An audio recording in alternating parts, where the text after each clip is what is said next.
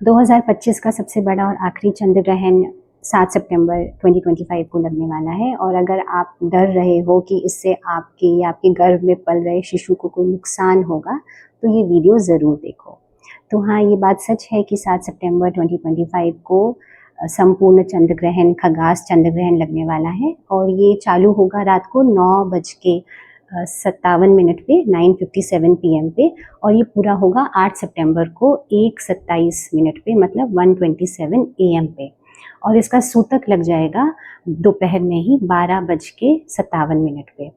तो आम तौर पे जो घर के बड़े बूढ़े होते हैं और जो कई समय से जो पुराण में कहता आ रहा है कि इस समय जब सूतक लगता है तो पूजा पाठ नहीं करना होता है, मंदिर बंद रहते हैं, तो ये सब तो बहुत अच्छी बात है। लेकिन कई चीज़ें ऐसी हैं जो गर्भवती महिलाओं के बारे में भी कही जाती हैं कि इस समय गर्भवती महिलाओं का घर से जाना मना है, भोजन करना मना है, उनको शौच या जैसे सुसु पॉटी करना मना है, और उनको पूरे टाइम एक ही जगह बैठे रहना है, अपने गोदी में नारियल रख के रखना है। और अगर वो किसी चाकू का या कैंची का इस्तेमाल करेंगी इस समय, तो उसकी वजह से उनके बच्चे में कोई दिल में छेद हो जाएगा या कोई होंठ कट जाएगा या कोई विकार आ जाएगा। तो जानते हैं कि मॉडर्न साइंस क्या कहता है इस बारे में। तो जो सबसे पहली बात है कि घर से बाहर नहीं निकलना है। जो घर से बाहर नहीं निकलने की बात है वो रेडिएशन से बचाने के लिए कही जाती है। जो रेडिएशन होता है वो कंप्लीट सोलर इक्लिप्स में होता है, जब संपूर्ण सूर्य ग्रहण होता है तब होता है। जब लूनर इक्लिप्स है, मतलब चंद्र ग्रहण हो रहा है, तो वैसे भी रात का समय है, बाहर निकलना होता भी नहीं है, तो उस समय आपको रेडिएशन से डरने की ज़रूरत नहीं है। रात को 9 बजे के बाद आप वैसे भी अपने घरों में ही रहते हैं, बाहर निकलना अननेसेसरीली अवॉइड ही करिए। हाँ, लेकिन अगर उस समय आपको कोई इमरजेंसी हो जाती है, आपका पूरा 9 महीना चल रहा है और आपको लेबर पेन आ जाता है या कोई और समस्या आती है, तो आप रिस्क मत उठाइए। आप ज़रूर अस्पताल जा सकते हैं और अपना चेकअप करा सकते हैं। कहीं ऐसा ना हो कि खाली उस चंद्र ग्रहण की अवधि में नहीं निकलने की वजह से आप अपना कोई बच्चे को रिस्क कर लो, उससे कोई प्रॉब्लम नहीं होती है। दूसरी बात होती है कि इस समय भोजन नहीं करना होता है, ना भोजन बनाना होता है। तो अगर आप चंद्र ग्रहण की पूरी अवधि देखो तो 3.5 घंटे का चंद्र ग्रहण है और उससे 9 घंटे पहले सूतक लग जाता है, तो 12.5 घंटे तक भोजन नहीं करना, जल ग्रहण नहीं करना, ये बहुत कठिन कार्य हो जाता है।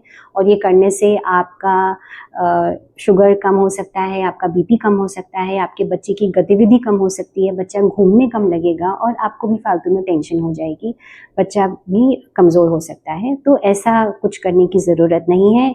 इसका कोई साइंटिफिक प्रूफ नहीं है कि भोजन करने से बच्चे को कोई नुकसान होता है। आप चंद्र ग्रहण के समय भोजन कर सकते हैं। अगर आपको बहुत ज़्यादा ही डर लगता है तो आप रात 9 बजे से पहले पहले अपना भोजन कर लीजिए, उसके बाद में आप आराम से जाके सो जाइए। तीसरी बात आती है कि इस समय कहते हैं कि या तो औरत को सीधे ही सोते रहना है, या फिर अगर वो बैठी है तो फिर आलती पालती मार के बैठना है, कमर सीधी रखना है और नारियल रख के बैठे रहना है और जप करते रहो, कीर्तन करते रहो। तो इसके बारे में ये बात है कि अगर आप इतने लंबे समय तक पाँव नहीं हिलाएंगे, पाँव नहीं चलाएंगे, तो आपके पाँव में सूजन आ सकती है, आपको पाँव में दर्द हो सकता है, झंझनाहट हो सकती है। तो पाँव की मूवमेंट कर सकते हो, अपनी स्थिति बदल सकते हो, थोड़ा बहुत चल फिर सकते हो। लंबी देर तक सोते रहना, सीधे ही सोते रहना या फिर बैठे रहना भी उचित नहीं है। हाँ, ये बात ज़रूर है कि अगर आप चाहो तो कीर्तन करो, भजन करो, इससे आपके और आपके बच्चे में अच्छी ही पॉजिटिव वाइब्स आती हैं और आपको भी अच्छा लगेगा।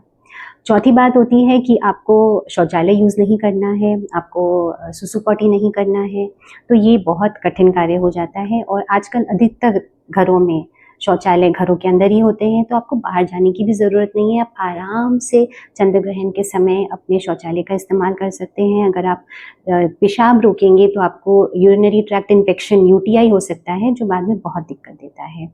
तो ये सब जो पहले से चली हुई भ्रांतियाँ आ रही हैं या जो भी ये है, इसका पहले जो रीज़न ये होता था कि पहले शौचालय घरों से बहुत दूर होते थे और चंद्र ग्रहण के समय या सूर्य ग्रहण के समय जब औरत बाहर जाती थी तो लोगों को डर लगता था कि उसकी जो दुष्प्रभाव हैं किरणों के, वो उनके बच्चों को हो जाएगा। लेकिन आजकल अधिकतर शौचालय घरों के अंदर होते हैं, तो आपको इस वजह से डरने की ज़रूरत नहीं है।